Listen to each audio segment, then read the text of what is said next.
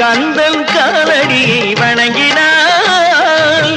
கடவுள்கள் யாவரையும் வணங்குதல் போலே கந்தன் காலடியை வணங்கினாள்.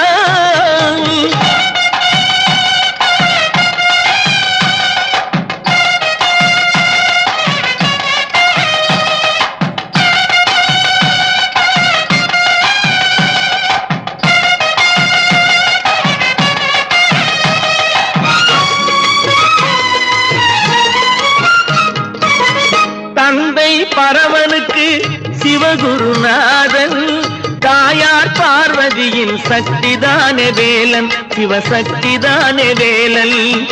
தந்தை பரமனுக்கு சிவகுருநாதன், தாயார் பார்வதியின் சக்திதானே வேலன், சிவசக்திதானே வேலன்.